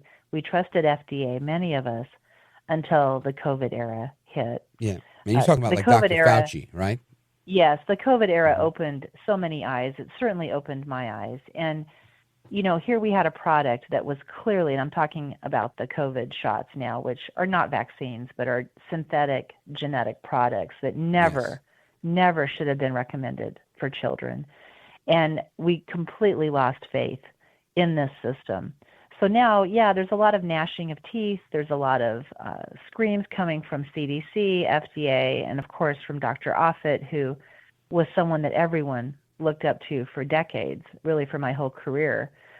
You know, this is, I like to make the analogy, this is like the Wizard of Oz, and you've pulled back the curtain, and all of a sudden it's someone standing there in their boxer shorts, right? This is not what we expected. We expected, you know, I had always pictured large groups of the best and the brightest scientists looking at this and giving our nation recommendations that would really better our health. And instead, look what COVID showed us. And so the only way to handle this is to absolutely clean house at these agencies.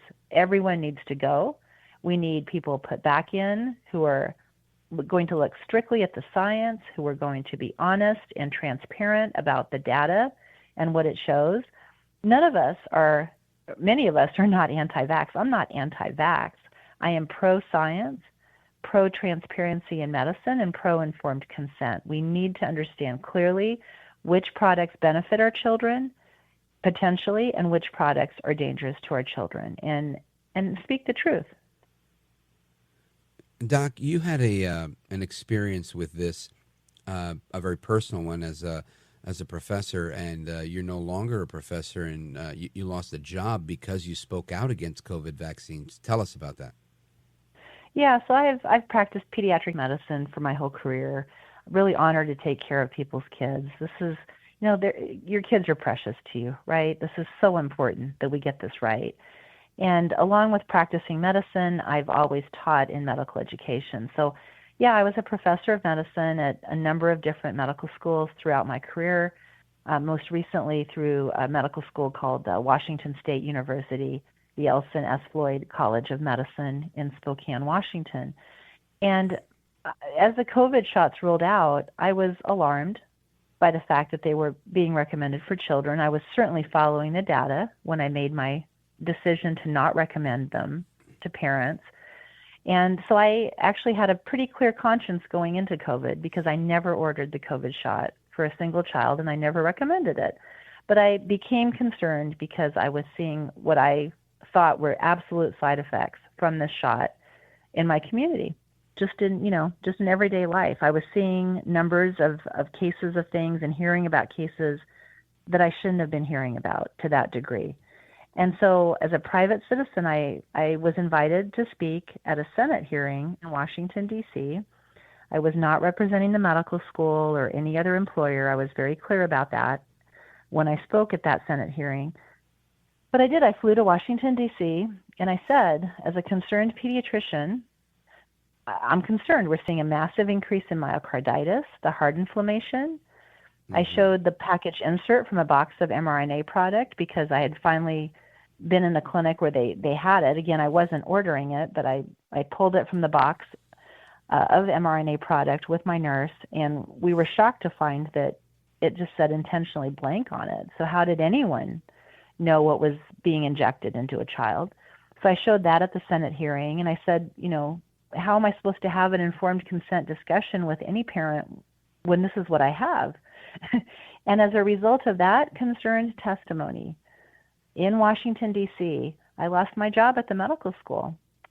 They terminated my employment by not renewing my annual faculty contract after they investigated me for speaking at that Senate hearing. And then a week after they terminated my position, they actually reported me. The medical school reported me to the state medical licensing board to investigate my license for speaking at my Senate hearing. Wow. Well, we're going to pick up from there, and I also want to get your thoughts on some of the changes that RFK Jr. has brought about with big companies saying they're no longer going to use certain food dyes and whatnot, and the impact that'll have on our health moving forward as well. Folks, we're coming right back with Dr. Reni Moon. Don't go anywhere.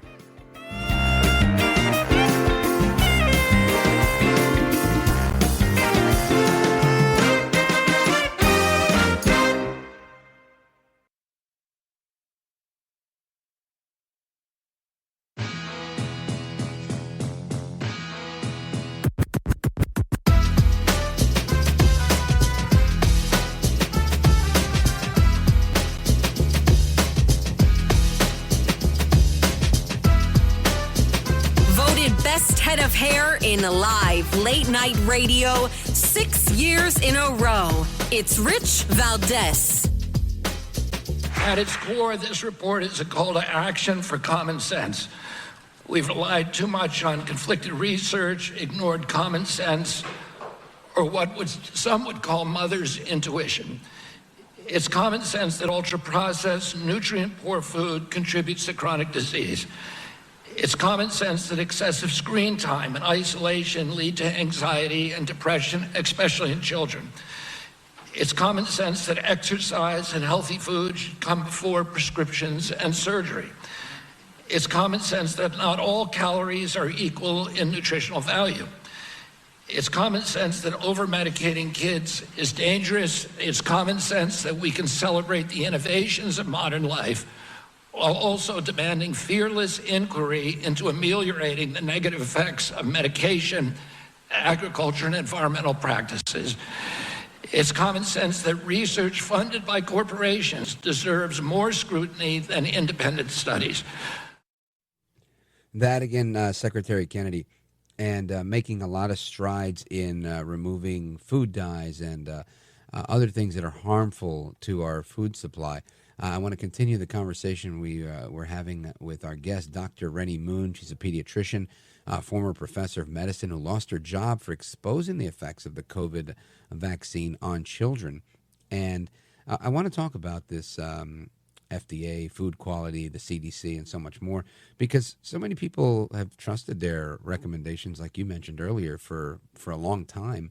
Another one of your colleagues, Dr. Peter McCullough, who was on this program not that long ago, saying the same thing. He's been a doctor for 50 years and always followed all the rules until he looked into the insert in the package and said, you know what, this isn't good.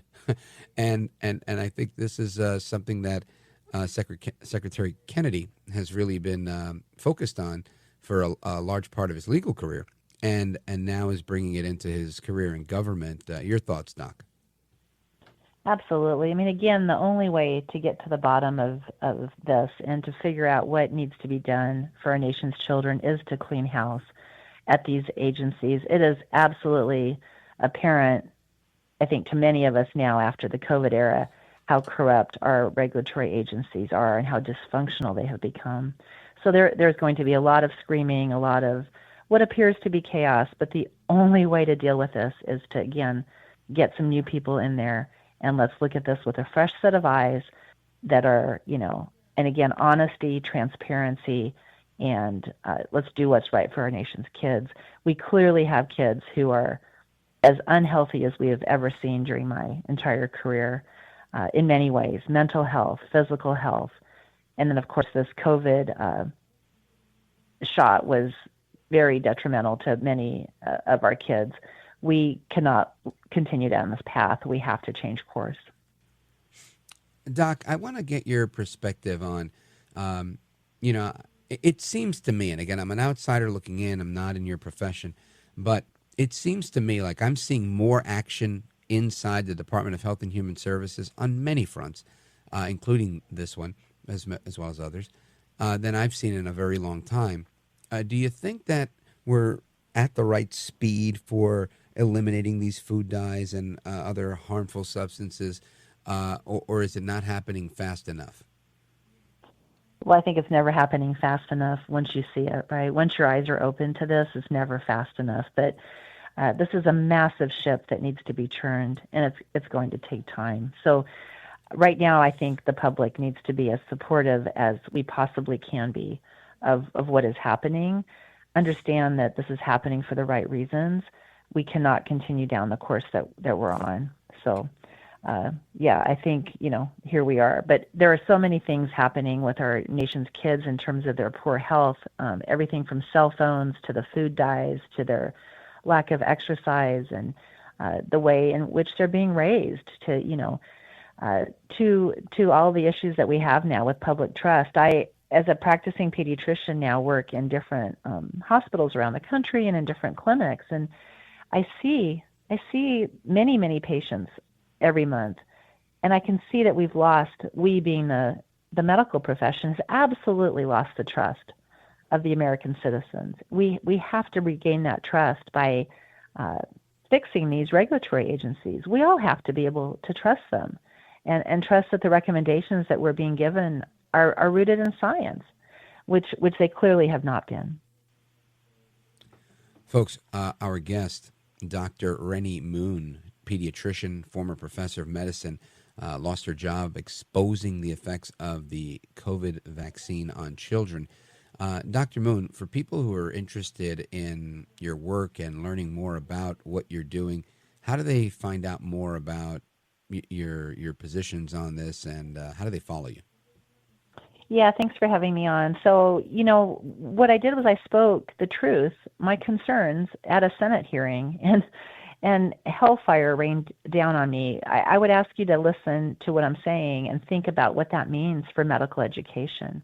What does it mean that a physician lost her job as a professor because she dared to speak about concerns about the dangers of a product for children?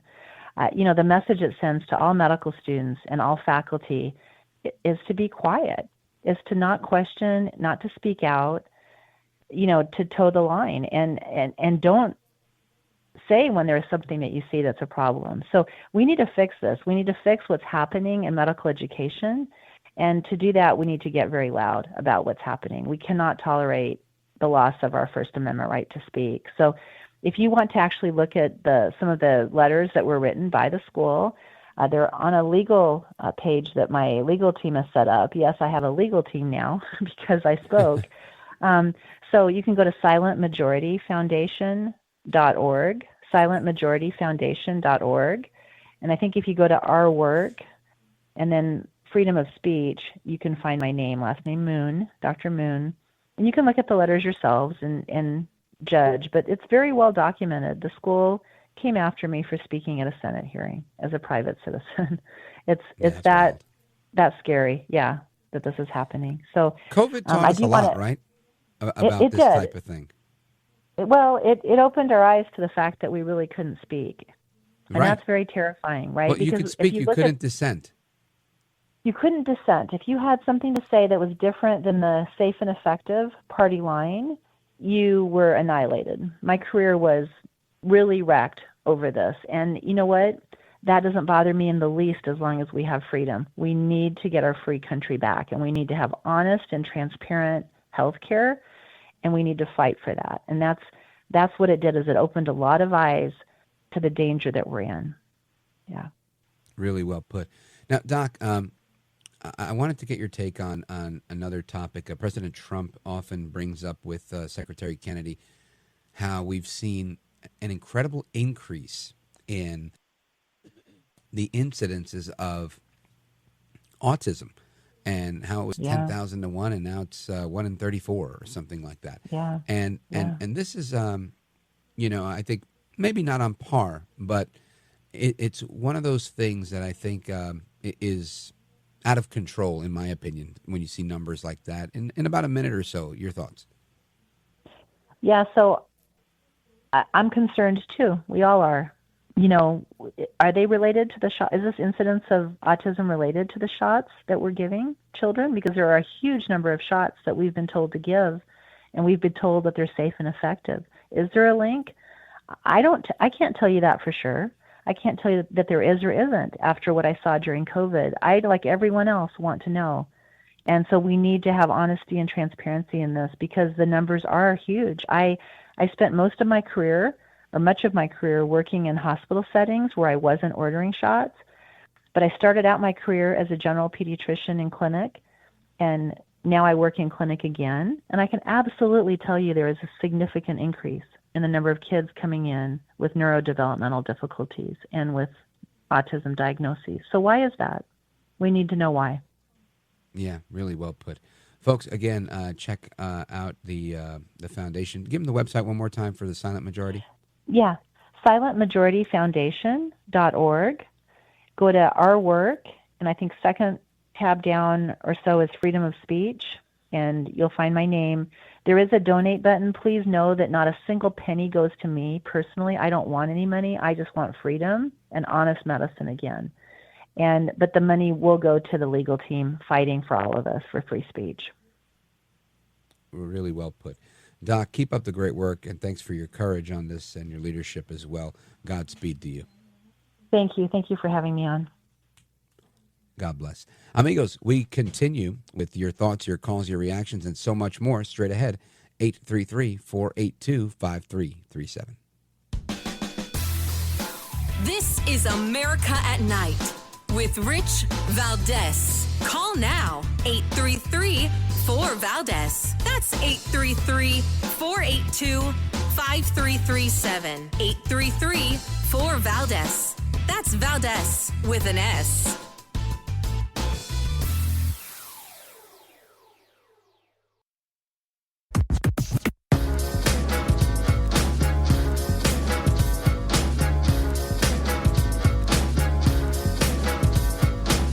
You're educating America, and you are giving us an opportunity to speak freely. That's why I love this station, and I love your show. America at Night with Rich Valdes. Call now, 833-4-VALDES. That's 833-482-5337. 833-4-VALDES. That's Valdes with an S. All right, amigos, so we're going to continue our late-night national town hall conversation with you, we the people, Open Phone America, 833-482-5337. And part of what I want to discuss with you guys is piggybacking on something we talked about before, right? We're talking about food and food dyes and things that are impacting our food supply.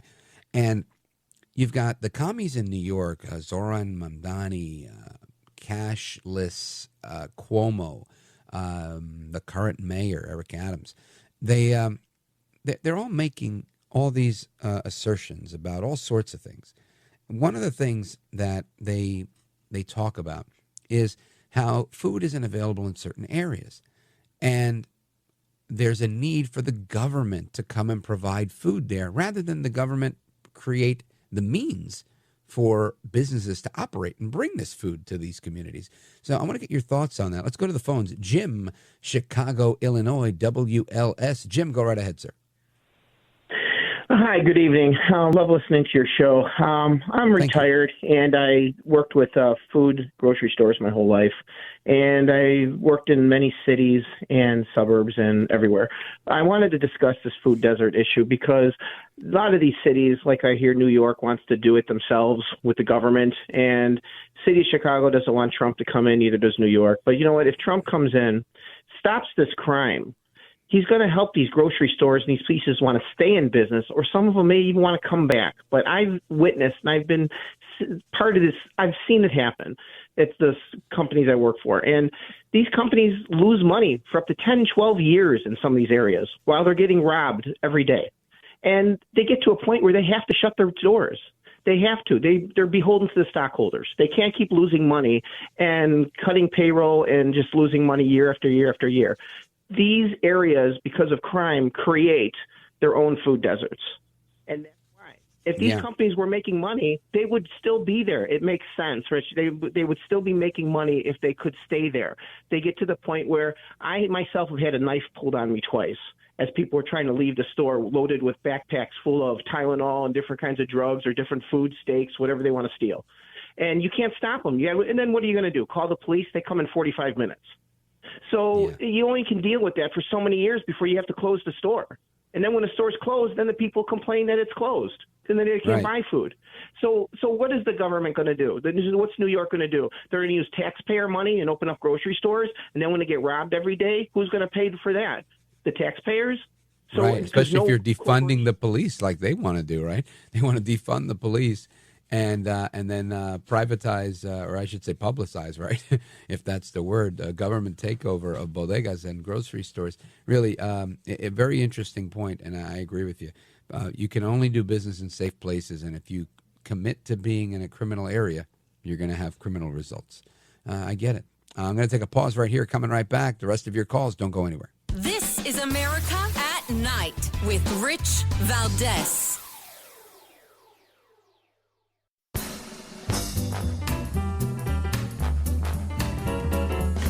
All right, amigos, welcome back to the phones we go. Open Phone America.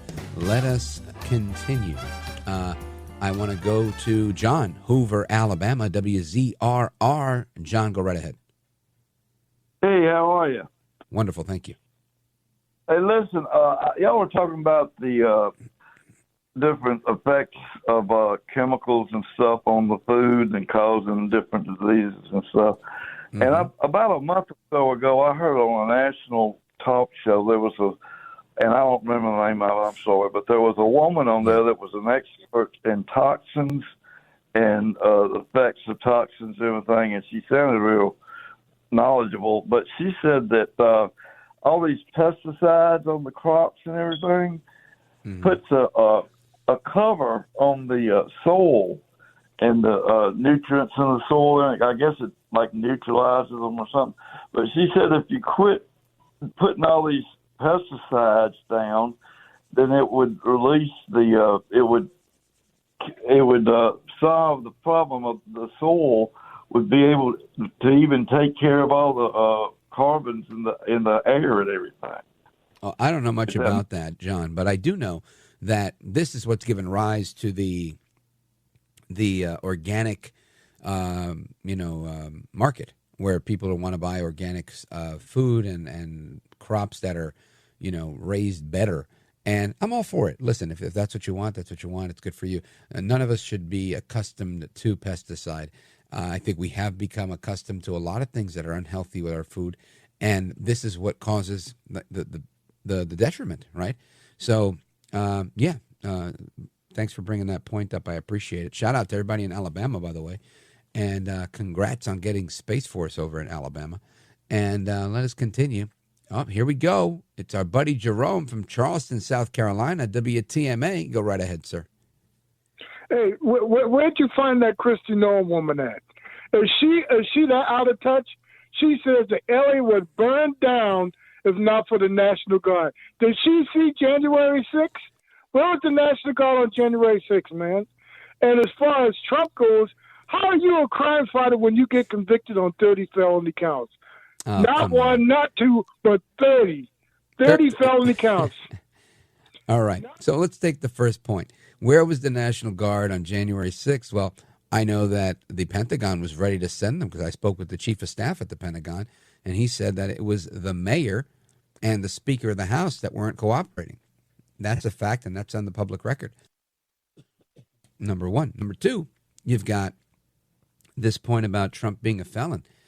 I think all you got to do is listen to the people in Chicago, listen to the people in D.C. that are singing Trump's praises, saying, look, just because we are minorities and we live in this neighborhood doesn't mean we like crime.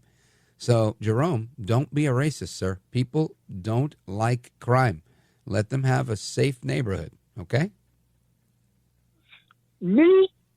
Hey, you've never voted for a black person in your whole life, okay? You know how the Republican goes. It's all white all the time. Yeah, well, I was very supportive of Ben Carson, sir, and he happens to be black. I was supportive of Byron Donalds. He's black.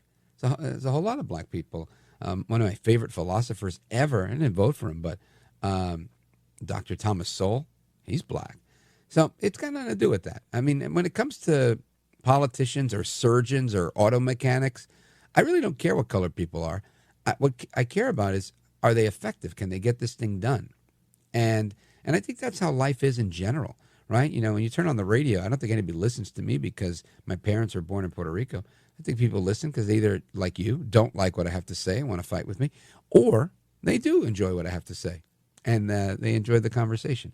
But either way, race has a very small role, if any, in so much of our national discourse. And I think all too often we overemphasize it, right? It's great to celebrate one's culture, but it really isn't what it used to be. This isn't the 1950s. Jerome, thanks for your call, my brother. I appreciate it. And amigos, the music means it's time for us to go. But I want to thank you. Of course, as always, I get the podcast reports and I speak with our affiliates team. And when I hear about progress that we're making, I know it's because of you, the listeners, that are, reaching out to local radio stations, asking for this show, and, of course, leaving positive 5-star reviews on the podcast. So thank you for that. Hasta la próxima. Take care. Good night. God bless you, America. I'm Rich Valdes.